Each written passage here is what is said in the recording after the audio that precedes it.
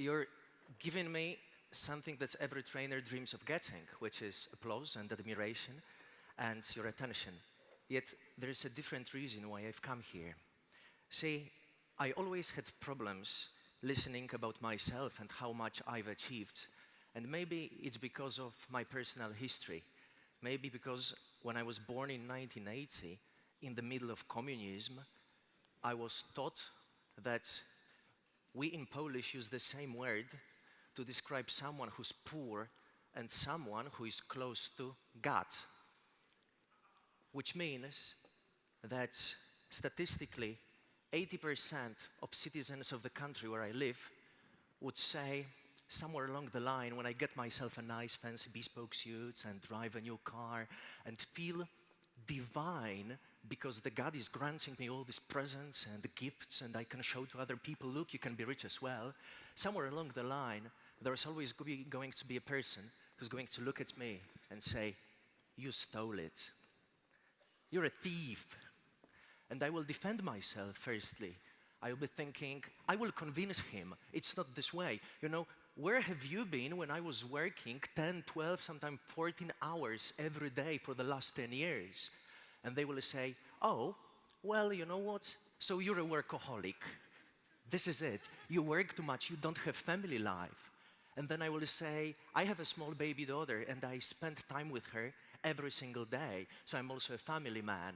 And you know what? I also wake up at 6 a.m. in the morning when it's damn cold outside and it's snowing. And sometimes in Poland we get minus 25 Celsius winters. And sometimes I'm the only one running like this.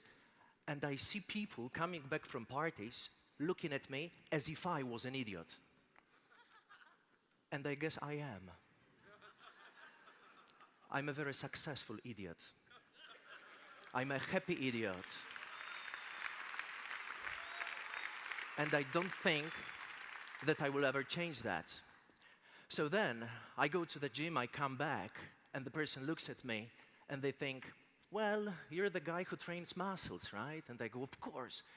Every second day I go there, and I fight a demon when I take the barbell, and I do this. The last 2 repetitions are the most hard. And then the guy says, well, but if you train a lot, then you're not very clever, right? And I say, you know what? I finished 3 different universities. I speak 8 different languages. I wrote 6 books. I travel around the world and teach people how they can improve their lives. And they say, aha, I knew it. You're arrogant. That's it. You're just showing off. So then, see, I have big trouble taking applause and taking admiration. Maybe because all my life, it's been about the fight. It's been about doing something to firstly get rid of and later understand what it meant for a small boy in Koszalin in Poland, a small city, who was just 6 years old and was running behind German tourists, praying that they would lose 1 German mark. Because if they did, then I would pick it up and I would be just like people from the West. What a paradox it is, then right now I'm in Germany on the stage and German marks have come back in euros.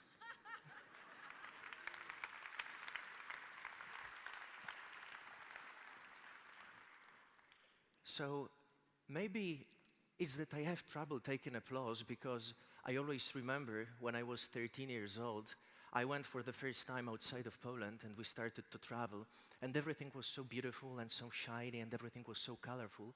And I went and I started speaking English with other people, and what shocked me most was that my English was sometimes grammatically maybe even better than of some of the native speakers, yet when I was speaking, I felt ashamed and afraid that I would make a mistake.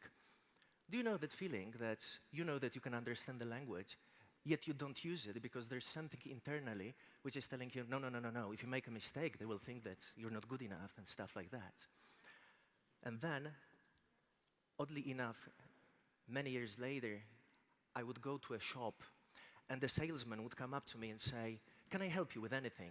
And then I would use a very simple yet very clever technique of saying, I'm just watching. and I would run away, pretending on my way that I was still interested in some products over there. And I never thought what I was doing this. I never understood. One way, when I was going out from the shop, you know, there's this alarm checks on the way if you didn't steal anything, and I was always going outside and thinking, what if it starts to beep and they will think that I'm a thief? So I was going outside, and it came down on me finally how ashamed I felt of being who I am. And then when I'm on this stage in front of you, there is a part of me which, when it sees 2,000 amazing people who actually believe they can change the world, and belief is the beginning of every single human act, when I'm in front of all those people, having heard great speakers and seen you in so much energy, and when Piotr, thanks to whom in a great manner I'm here, introduces me in such a positive way, then always when I come onto the stage, there's something in me which is still like this. And I was thinking for many, many years that there was something wrong with me. Because then, when I'm getting more famous and I'm on TV, people say, you are becoming celebrity, you're not a teacher anymore. When I'm out of TV, then people would say, you're losing marketing, you're not good enough. Then, when I make more money, I'm a rich capitalistic pig. When I'm not making more money, then I'm poor and my business is not functioning. When I pray every day to God so that I have strength to understand His message, then I am too spiritual. When I stop praying, I'm just materialistic and I don't know how the world is functioning.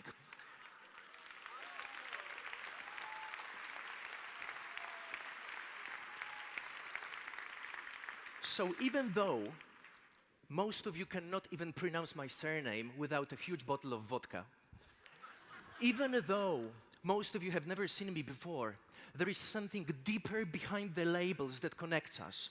You know the feeling of what it's like when you go to a shop and you want to buy a product but you don't have money and you think, I would like to have that one day. You know the feeling which you have when you see a nice car and you say, I would like to belong inside that car.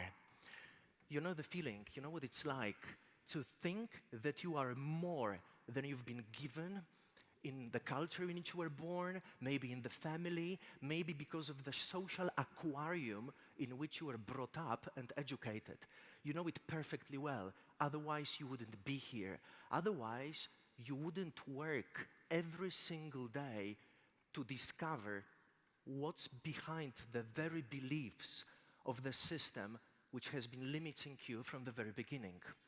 So then I ask myself a question when people come to me, tell me how I can be successful. I ask them, are you ready for success? Because I tell you what's going to happen. See, the upper you go, the more beaten up you get. When you start to lose weight and you start training and working out and you're a woman and you become very attractive and you get yourself high heels and miniskirt and you're walking like this, showing that the divine beauty of feminine goddess can be projected through you so that other women can learn from you and see that you can be beautiful so they can copy and model the same behavior. When you walk like this in the street, one day, somewhere along the line, there will be a married couple walking. And they will be walking, and the man her husband, will look at you. And when he will look at you, he will have the sparkle in his eyes that his wife has not seen when he was looking at her. And then maybe she hasn't seen it because for the last 20 years she hasn't been to the fitness club or she hasn't been running. Maybe she hasn't seen this because she didn't give him compliments every day, not understanding that the only way for a man to grow is through the companionship of a goddess who gives him a sense in life. Maybe because in all those years she has forgotten how beautiful she is and how she can shine. And she will look at you and believe me, she will not think that you've got PhD in physics. She will use the words that I'm not going to repeat here, not because there's something wrong with you, because she sees in you everything she has ever dreamt of being, having, and seeing. And it's not the worst thing. The worst thing is that she knows she can have it, but she's not doing anything to be like that.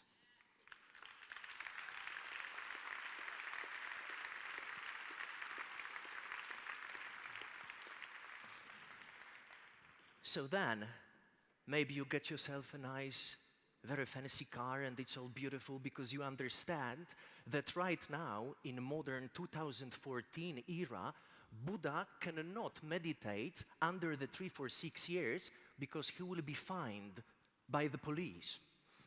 So maybe you understand that Buddha needs to enter Mercedes-Benz right now so that spirituality doesn't have to be poor and rich doesn't have to be empty, and you combine two words.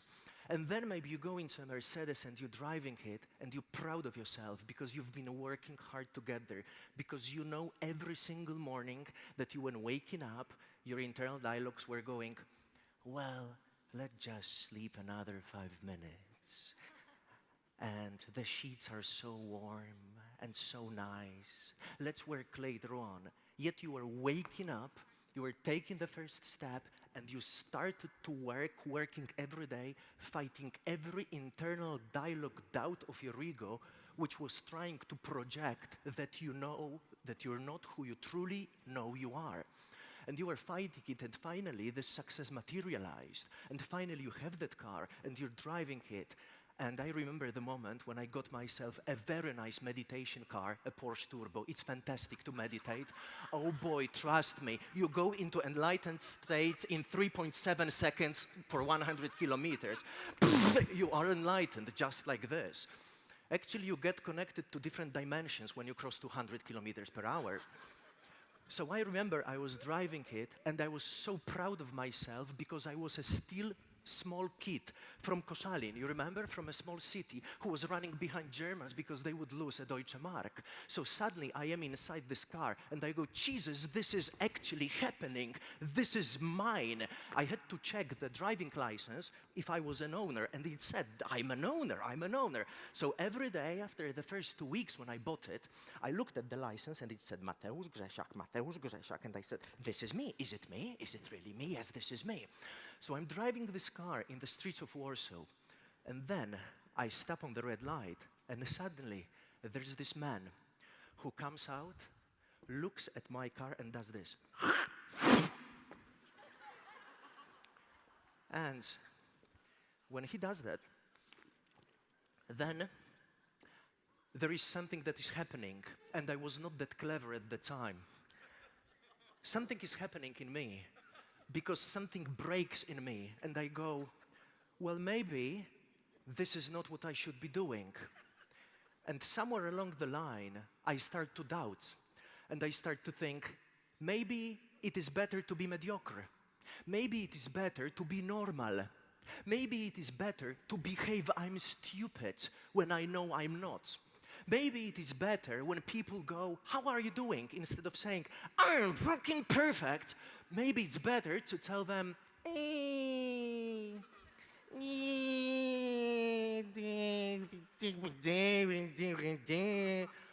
I'm curious how the translator are translating this into Romanian.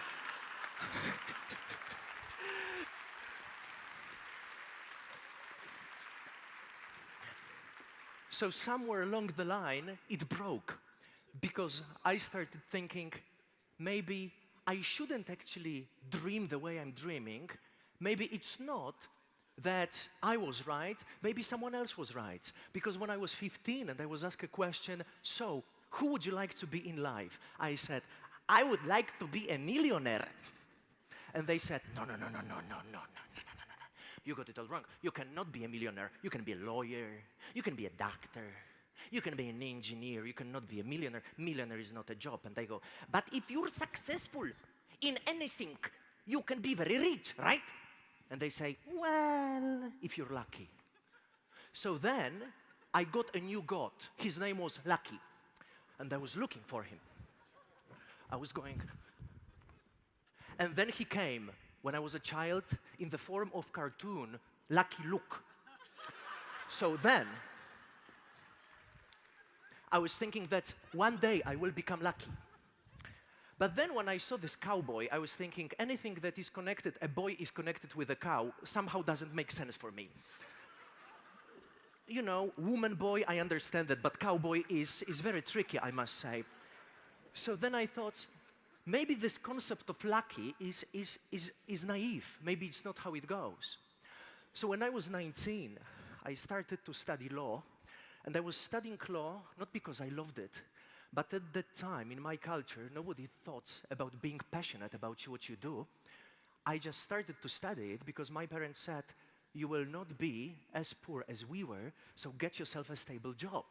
And I said, Mom, but I don't like it. And she said, but you will like the money that it brings. And she was wrong. There is no price for which you can sell your potential, because no matter what you do, if you're good at it, you will always make money.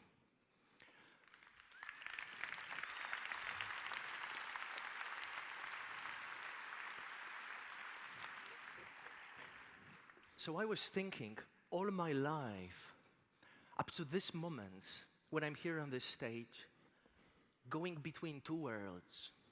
The one world is the world in which I'm just a regular guy. I'm just like everyone else. I agree with people because it means that I will be accepted. And I say what I imagine they want to hear. And when I go into a shop, I don't look at the most expensive products. I look at the ones that are useful, because it's not good to spend too much money, you know. And there's another world. The world in which I say what I want. I work pursuing my dream, imagining that one day a small boy will talk to thousands, if not hundreds of thousands of people who will actually want to listen to him. I work every day hard, fighting not only external demons, but especially internal ones, which seduce me into thinking that I'm not good enough, that it's important what other people will tell about me, that it's more important to check how many likes on Facebook I got instead of working, so that later on I can be more prepared to give you more knowledge. And I'm between two worlds. So I need to do a reality check. Have you seen a movie Inception, in which they want to tell the difference between the real world and the dream world, and they use a small trick over there? I need to use the same trick with you. Is this actually happening right now, that I'm in front of 2,000 people, speaking in a different language, and those people actually want to listen to me? Is it really happening right now?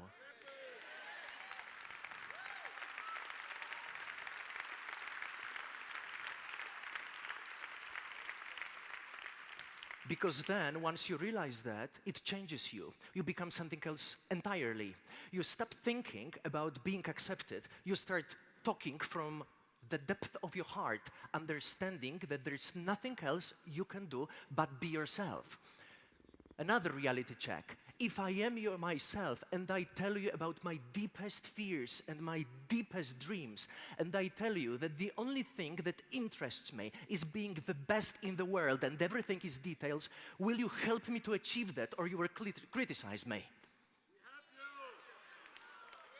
If you help me, then it changes me completely and I become something else entirely, and stop thinking that maybe I would be regular or just very good. I make myself a picture of who I want to be later on, and I start working and working and working, and every day, whatever I do, there's always someone going to be along the line saying, no, you know what, you're not good enough. And I will say, but I'll prove to you that I'm good enough. Just give me 5 minutes, let me speak for a while. And then they will say, I don't know, you know, because they will keep on projecting all the limits they have onto me.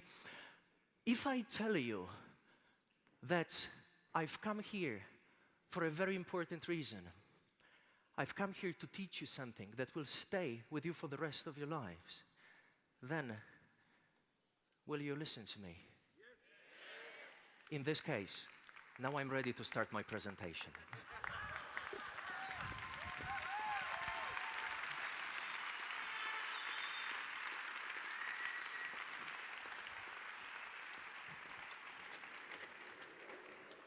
So, ladies and gentlemen, When you get motivated, now my internal psychologist is talking. When you get motivated, the motivation goes like this. A bit like orgasm of a man. Oh, you actually know this. You actually do know this. Women go, unfortunately, that's true. So, I don't want to end up like that. I want you, after this seminar, to actually go out and carry on being even more motivated with everything you do. So I've prepared some information from you, information which you start using once you go out from here is going to help you maintain the level of motivation that you've gotten here and also improve every day so that every day you wake up with more energy, every day you wake up with better belief system, every day when you wake up you look at your wife or your husband or anyone else who's sleeping in your bed, and even if they go like this, you go, actually, someone wants to be in my bed. So please listen for the next 40 minutes and you will learn a lot and you will become more clever and you will be more intelligent so that when you come back home, you can actually understand the reason why we've met. And the reason is way more profound that we can understand. 2,000 people in one single room believing that they can create the lives that they've always dreamed of doesn't happen every day. Every day, today is Sunday, and most probably, some people are waking up with a huge hangover going, Jesus, why don't I have the life that I've always dreamt of? I know, because I'm drinking every day. Maybe that's why. Someone today will wake up in the morning with 100 kilograms too much and say, where did that come from? Yesterday it was not here. That spaghetti killed me. That was too much. Someone today will wake up and go, Jesus Christ, who is that woman? Oh my God, the woman has beard and mustache. Why cannot I find a partner for the rest of my life who's going to love me? I'm really depressed. I have to find a psychoanalyst,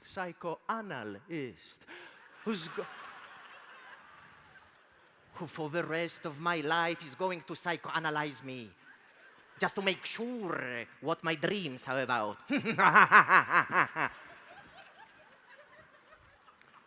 So, having fun yet?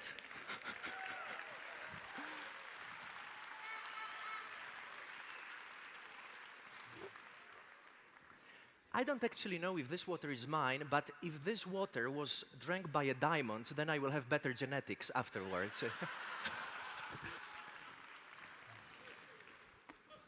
So listen and watch. And rule number 1, create environments. We as human beings are dependent on the environment in which we function. So, when you go to Brazil, you will find snakes which can be way more big than the snakes which live in Venezuela. It's the same anaconda, but because of the aquarium is bigger, then the animal gets to grow and change the size. The same thing is going to happen with the turtles and with fish. When I was in Brazil working, and I learned Portuguese to be able to do that, I went into a nice, very beautiful restaurant, and they say, here you can buy ribs of fish. And I said, excuse me, ribs of fish?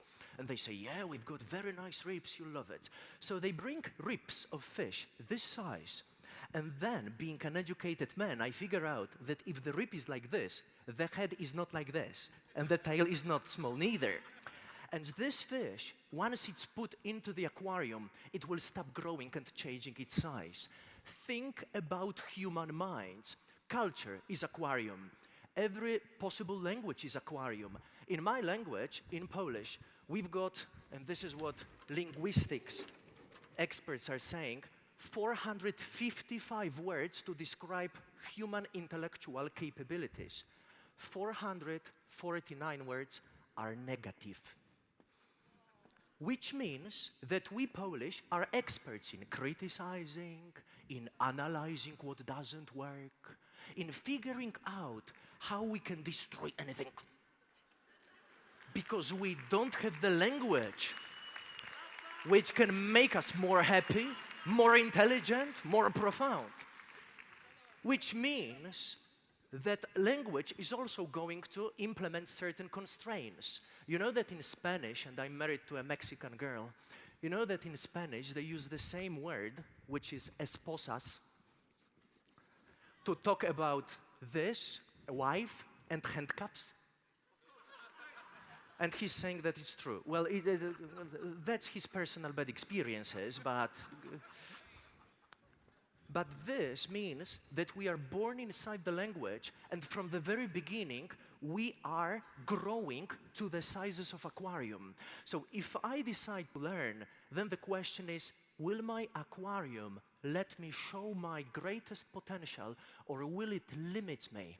And the aquarium can be different. Maybe it's people you're surrounded with who are not more clever than you are. There's people who, instead of motivating you, they say, you know what, it's difficult, life is bad, da. And you go, I don't want to listen to that shit. My life is beautiful, my life is fantastic. When I wake up in the morning, even though it's cold outside, so what? I'm going to put on a jacket and I enjoy the snow. And then maybe they will say, no, because it's going to snow for the rest of the week. And you go, so what? It doesn't matter. So maybe you should think about environments whom you spend your time with. My rule has always been being with people who are more clever than I am, because it means that I will grow and I will improve faster. Maybe you want to start studying English. Some of you are using headsets. Maybe you don't know that in English we've got 550,000 words, but an educated British person knows 25,000 no's. It doesn't mean they use them. When it comes to usage, they use only between 2,000 and 3,000 words in 95% of situations, and they limit to 600 words in more than 80% of situations. If you know that, statistics are working for you. So when I started, and I worked in Italy, started to learn Italian. I started to listen to radio in Italian. I started to repeat how Italians were talking. And I remember there was this radio with a presenter whose name was Francesco Conti, Cosa succede? So there was Francesco Conti, and I started to repeat and talk like Francesco Conti. I was becoming Francesco Conti. So after some time, after 3 weeks of listening to that programming, my wife says, Matteo, let's go to my bed. And I say, Francesco Conti, now I'm going. So my wife, who's that? And I go, cosa succede? Mateusz Conti, you know. Because I started to implement this, but oh boy, I learned Italian very fast. The same way which I was doing with different languages. Então agora posso falar com vocês português, por exemplo, a versão mais brasileira. E a verdade é que aprendi português só durante 3 dias, todo o tempo ouvindo os rádios, especialmente de São Paulo. So I learned and I started to speak Portuguese after 3 days. And there's someone who comes to me and says, this is impossible. And I go, but I speak it. It's even on television when they interviewed me. And they said, you're talented. And I go, I'm not talented. It's another Lucky Luke, you know, talent. Where's my talent? Where's my talent? I'm not talented, I work very hard, and I am clever, so I have systems which I use, which help me function in a typical way. So you need to organize the environment in which you can grow. You don't need to motivate a plant to grow. You don't have to come up and say, you will do it, you can become a tree. And the plant goes, okay, thank you. You don't need to do that. What you need is to pour water inside. What you need is to give it some light and eliminate the cat, because the cat would use it as toilet. So once you do this, then the plant will grow. Change the word cat for the word child, and think what is necessary for it to grow. Change the word child for the word client, and think what is necessary so that he feels secure, he feels motivated, and he wants to join your organization, because you start solving problems that people have and no one else can solve them as good as you can. So once you come back home, Create environment of growth on intellectual, emotional, social, financial, ambitious, and spiritual level. If you open my computer, it's in Portuguese. I listen to radio in Portuguese. My television is in Portuguese, just because right now I'm exploring Brazilian market. So everything turns into Portuguese. Finally, it's not me who is learning, it's my brain that is adopting itself constantly to the situation. So if you surround yourself by people who are more clever than you, who are richer than you, then these people will make you model their behaviors in an unconscious way, and you will become effective in a very, very fast way. Constantly immerse yourself in positive stimuli. Don't use a seminar as a one-time event. Create a lifestyle in which you want to function, so that when you wake up in the morning, you start with positive energy. I read the statistics, and having worked with people who are very, very rich, they always have certain characteristics which we can model. The first thing they always do, they are grateful. So every day when I wake up in the morning, even though my wife is going and what a lie it is. When we first met, and she's a beautiful Mexicana, the first time we met, every day she was waking up at 7 a.m., I was waking at 8 a.m., and she would have makeup when I was waking up. Now women are laughing. I am not, because it's too late right now. Well, she was more clever than I did, which it should always be with men and women relationship. So then I wake up in the morning, and the first thing I say, thank you, God, that I'm married. Thank you, God, that my child is here. Thank you, God, that we have all these things that we've got around our home. Thank you that I've got 2 legs so I can walk. Thank you very much that actually I have bed I can lie on, and I do this non-stop for 5 minutes. Once I do this, I go into love abundance. I start saying, this, what I have, is enough right now. I'm cleaning my teeth and I say, I am happy I am doing this. I look into the mirror, and even if, and every year it's just getting worse, I am more like this, I will say, hello, I like you, and I will do this. Because even if you smile artificially, you still make that your brain produces chemicals. Would you like to try that? Let's drag you right now. Repeat after me. Ah. Ooh. Ee. Mm. So how do you feel now? You see, it's so simple. So every day I look into the mirror and I'm so sleepy, and they go, and finally, my brain starts to produce chemicals that are necessary. Create environment. Environment will make you grow in a very potentious way. You, and I've always been so grateful for this to your organization, that you probably are the most important single factor that is responsible for positive thinking in the world. Isn't that true? You want to develop, you want to be more clever, you want to be motivated, you want to be optimistic, you know how important this is in life, and this is your fantastic responsibility, and I will always be grateful for that. So once you understand that it's all about education, start developing yourself on different levels, not only on one level, for instance, sales, because other levels are also necessary. You cannot end up like guys who go to the gym, but they never train legs because legs are too difficult. Later on, after many years, you will look like a Spider-Man. You will be big here, but you will walk like this. You have to develop holistically on different levels. So once you do this, please remember that you make yourself an educational plan. In the first week, you practice sales. You choose one technique that you learned from all these clever and beautiful people who've been presenting here. You talk to your sponsor, and you take one technique, and every day you practice it. Every day, every day, every day. If the technique is, for instance, smiling, every day think about smiling, come up to people and go, and if they say, you look like a monkey, then you go, I'm sorry. And maybe they will laugh. Of course, that at the very beginning when you practice it, it will be artificial, it will not be functional, but finally you will get there. Whatever we practice, we become masters at. Second week, choose relations.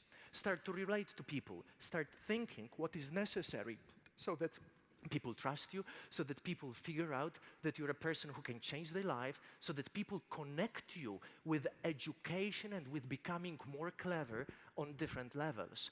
The fourth week, practice communication. And again, choose one technique. Maybe it will be some sort of linguistic pattern. Maybe it will be some sort of a linguistic technique. Whatever this is, choose one thing and practice it every day. And once you practice it, you become better. Don't ask me what's going to happen in a week. Ask me whom you're going to be in a year, whom you're going to be when you are 10 years from now, whom you're going to be in 20 years' time. Don't think about tomorrow only. Have a huge plan for the rest of your life. All people who are successful and rich, they actually think what's going to happen after they die, not only during their lifetime. Once you do this, organize yourselves. Not only one eye inside, but different eyes. I have different eyes. I'm a teacher, I'm a businessman, I'm a father, I'm a husband, I'm a man, and all of them need to be directed in different way. This is why sometimes people have conflicts, because they don't know how to connect, for example, family life and their professional life. To avoid this conflict, organize yourselves. And remember that in your life, you should have free time for yourself, you should have time for your family, because if family is dysfunctional, and this is what research is showing, if family is not working, then it's very hard to be successful at work. Actually, something very nice, again, internal psychologist is talking, that you will like, is that a man, on average, is most successful and reaches his highest potential when he's between 40 and 65. And this is due to the fact that he's not chasing women anymore. There is a second factor that you will love, but women, please promise me you will not manipulate and abuse it, because this is important information. When a man becomes very successful and he changes his wife for a younger model, you know what I say, then normally his success also goes down. Please don't abuse it, because now you come back home and you say, you know what? I listened to this psychologist and he told me one thing you should know about. This, all the money that you're making, you know what? I would like 30%, please, because I'm maintaining it. And it's actually true, because we are all connected. Remember that if I want to practice my biceps, I have to practice my triceps, because the whole body is connected one to another, and all this functions in a holistic, organized way. So, to do your life management in a creative way, ask yourself a question: where and when you will do each activity, so that you specify, define time and define place. Think precisely what kind of activities you will do once you are there. For instance, if you want to have a meeting with a client, specifically define where, when, how you will talk to them. Imagine all this inside your head. A very famous 26-time world champion in swimming, Michael Phelps, when he was a child, his trainer, before he went into the swimming pool, made him greet, "I will be a champion." And before he was greeting, before he was shouting this, he was not allowed to enter a swimming pool. And you know what? His dream finally became reality, just like all of us. We have to imagine and we have to start programming our brains in a very, very specific way. So think about results. What are you expecting to achieve? Go there in order to learn something. Even if you have a meeting and you're rejected by the first person, by the second person, by the fourth person, yes, of course, this will happen at the very beginning when you're starting, but it doesn't matter, because from each meeting you can learn something.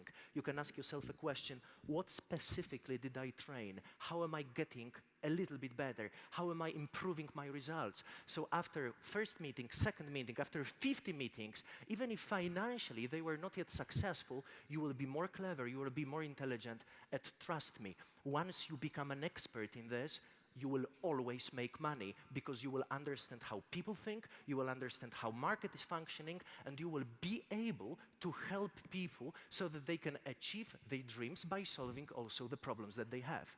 What are your intentions? Why will you be doing this? Why do you want to go there? Do you go there to be accepted? You're not a model on the catwalk. You don't go to a client to go, hello, look how beautiful I am. You don't go there to show your spirituality and your intellect so that they accept you. This is not your job. If you want to do this, become a model. If you go and if you talk to a client, you go there for a very simple reason. This person, if they buy your product, they will have better lives, and this is it. And if they don't understand it yet, they have to be convinced. Imagine a very simple thing. Imagine that I am selling insurance. Imagine that I have a young gentleman who is 18 years old, and he just started to ride a motorcycle. The biggest amount of accidents, the biggest number of accidents happens when 4 men between the age of 18 and 25. Why? Because they have these egos and these abilities. So once they start riding a motorcycle, there is a huge chance that they will kill themselves and maybe even other people. If someone doesn't sell them insurance, if someone doesn't push them to buy insurance, you know what will happen?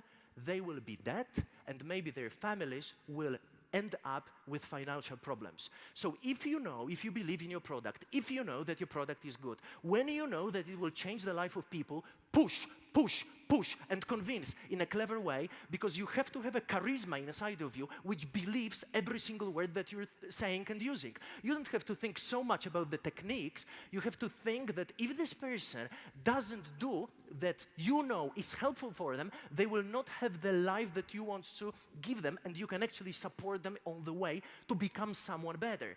This is how the selling is done. And first, we always think about techniques that we need, but later on, there's something more important. Later on, there's charisma. You just look into your client's eyes and you say, this is good for you. And once they understand it, because every single fiber of your soul, of your body, of your mind, of all your personalities will believe that what you're doing is good, is correct, is positive, is useful, and then you become important. Not important in a celebrity way. You become important because things you do change the world. And I imagine that one day, my daughter, who is just 3 years old, I imagine that once she goes to a shop who maybe is managed by your son or your daughter, she will be treated with respect, she will be treated with honor, she will be treated in a very good, positive way, and when she buys the product for young children, I will be somewhere there, lying under the ground, thinking, oh God, I'm happy, because thanks to you, the world for her is simple, is better, and she doesn't have to feel the way I felt when I was at her age. So stop thinking so much if you will be accepted, because this is not your job. Stop thinking so much if people will agree with you, because I tell you something, they will not. Most of them prefer to be mediocre, not because they are not able to achieve what you're achieving, because they are afraid what others will think. When they did statistical research on what people are most angry about, they didn't do in their lives. Things that people didn't do when they were alive, because now those people they statistically talk to, these people were dying in hospitals. They go, what do you regret the most? And they say, I regret I didn't have the life that I dreamt of having, and I was thinking too much if others would accept me. So if you know what you're doing, you know your product, go there and start convincing. If the first time you go, psh, then you go, excuse me, psh, you go, excuse me, psh, they go, excuse me, psh, and finally you will end up going, oh Jesus, this is really happening. Because your life will not be easier when you do this. It actually will be harder. But leaders are born so that they sacrifice their lives for others. This is not my problem if I will be accepted. My problem is if you go outside, if you will change the world so that my daughter can be more happy. This is my problem. I am not afraid of dying. I've got people that I love around me, and I can give my life like that. What I'm afraid of is that I will not understand the reason why I've been born, so that I become special, not to look into the mirror and go, "Whoa, I'm perfect," so that I am here becoming a mirror for your potential and understanding that you can be better and more clever, because then your life becomes valuable, then your life becomes important, then you stop having problems which are too small for you. You are too intelligent to have little problems. You cannot grow as a sailor on calm waters. You have to go there, you have to find the storm, you have to face it, you have to confront it, and you have to say, "Demons, come," and go. And yes, it will be difficult, of course it's difficult. So what? You've been made to lead. You've been made to shine. There's a diamond within you. You have to take it out, release it, show it to people, so that once they see it, they are starting to think, "I can be like them." And then,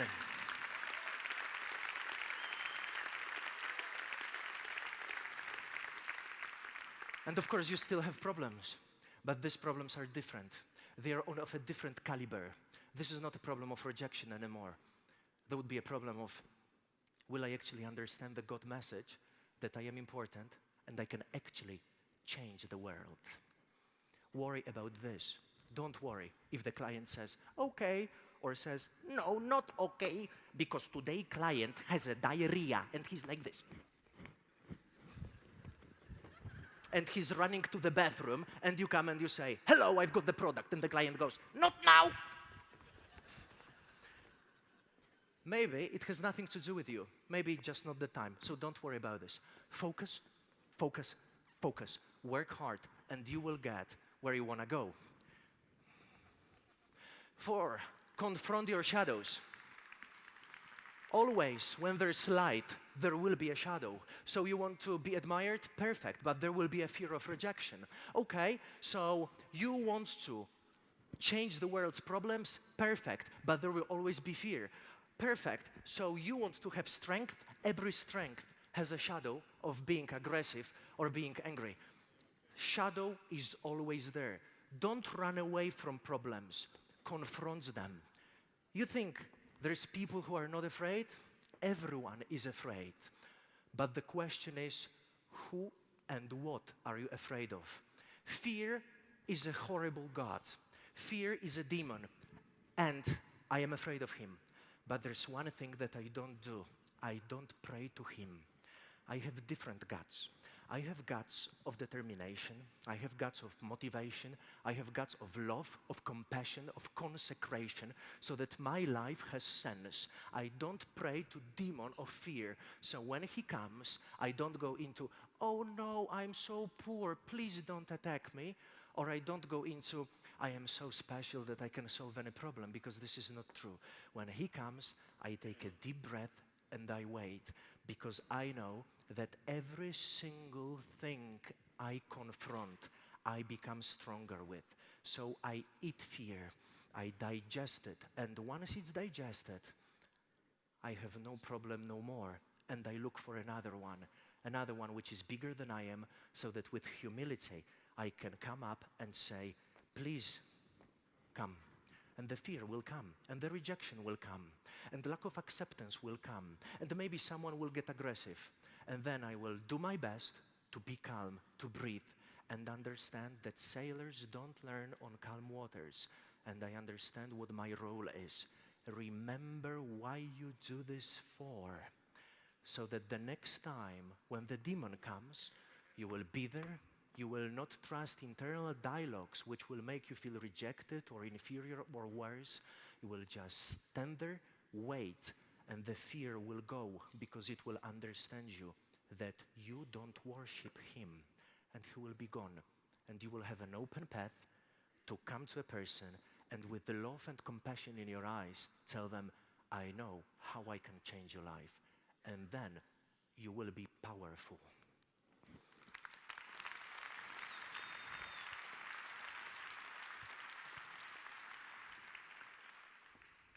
Don't run away from problems.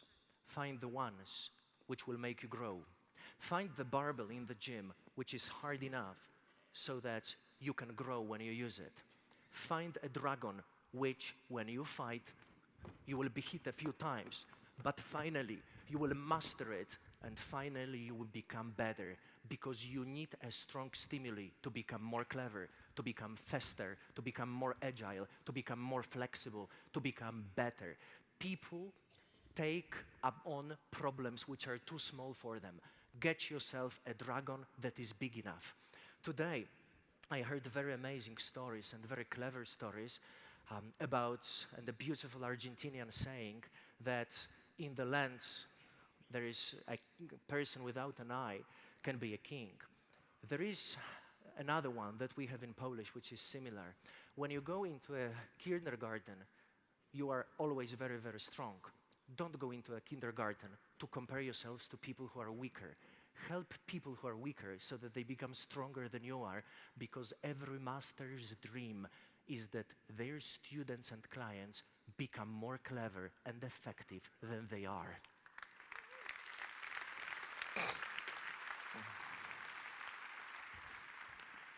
Get feedback. 3 things you learned today. How did you specifically become clever? Use this sheet every day in the evening. Always when we go to bed with my wife, before the kissing procedure starts, we go into, what did we learn today? 3 things that made us better human beings. What are the 3 things that we will specifically improve later on? Maybe we will be more calm in X situation. Maybe we will act in a bit different way. Specify it. Your brain needs very concrete and precise installations and strategies. How will you do it specifically? And remember about being grateful. And then, of course, the kissing comes. And kissing is just the best motivator that exists, you know. So, remember about first impression. Look at this guy. He's got tidy hair. He's likable. He's smiling, he's happy, he's trustworthy, he's present. He doesn't look at his watch. He doesn't think that, I will harm you, I will manipulate you. He doesn't do this. He has an assertive handshake. It is not a fish. You know a slimy fish technique? Hello. Don't use the slimy fish technique. Be assertive. Look into people's eyes. He's got fresh looks. He's open. He's clean-shaven. He's outgoing. He doesn't go into, I will sell you something today. He doesn't do this. He opens himself to people so that people feel better when they are in his companionship. Naturally, he becomes an emotional leader, even if people don't know who he is. Remember that in first impressions, you've got 3 seconds when brain defines you as a person who's likable or a person who is competent. When you become likable, the brain is going to treat you like a friend, person who's going to be nice to have companionship with, a person who they can socialize with. If you become competent, then they can do business with you. They can give you money. Guess which categories you need at the same time? Both. So you have to be smiling, and you have to know when, in which moment, to stop being too emotional and become a bit more rational and a bit more logical, so that they actually know that with you they can have fun, but not too much. And they can talk about business, but it's not only business, because finally we are not only logical creatures, we also want to feel good. Remember about being trustworthy. The research, psychological research, is showing that we need 5 aspects: authority, experience, show that you are similar to the person with whom you're talking, and the best way is by showing that you've got similar problems. Give them trust, and be physically attractive. Physical attractiveness in the world of Facebook is done, not born with. Train a bit. Get yourself a nice suit. Get yourself a nice jacket. Be well groomed, so that people, when they look at you, they go, and they know that you are someone they want to be around.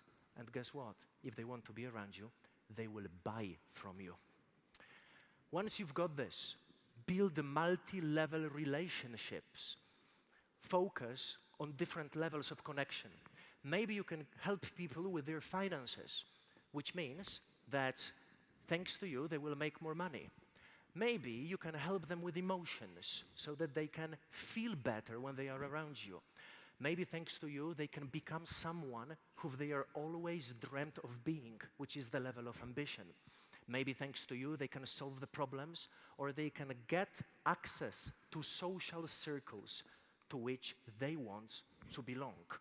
Maybe with you, they can help the others, just like the More Foundation, so that they are stimulated by giving, and a special part in our brain makes us feel important.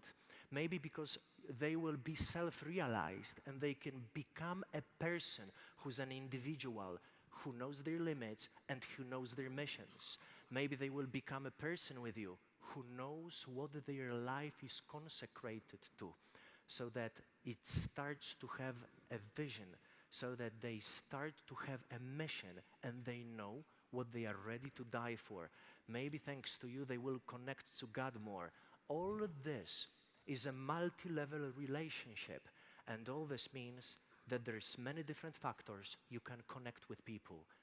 Guess which do you need? All of them. Of course, all of them. Of course, all of them. So practice. You can use the same thing with your clients and with your spouses and with your children. Maybe you've got finances connected, but you're missing a bit of emotions. So maybe every now and then, come up to them and say, "Woohoo!" And they will go, "Why are you doing this?" And you go, "Woohoo!" And they go, "Why are you not serious?" And you go, "Ah." So that they feel better around you, just for the sake of it. Remember, whom do we like? Become the person who's likable. We like people who are smiling. There's research which shows that when a waitress is touching a client, but I'm talking about these places, because otherwise it's not a waitress. When she's touching the clients, she gets more money from the client. We like people who are well-groomed, people who are present, people who don't run away thinking about different aspects, but they really sacrifice their time so that the moment becomes important. Even if it's 5 minutes or 15 seconds, be present, look into people's eyes, be calm, and tell them the message that you have in using the least words possible. We like people who are assertive, people who are interesting, people who can laugh about themselves, who are not very serious, people who are not standoffish and are like this, but people who have a certain distance to themselves. We like people who are similar to us, open, positive, and self-confident. Which means that once you think about these factors, take one factor and practice it for the whole week. Practice smiling for the whole week. Practice making eye contact for the whole week. Not a zombie style.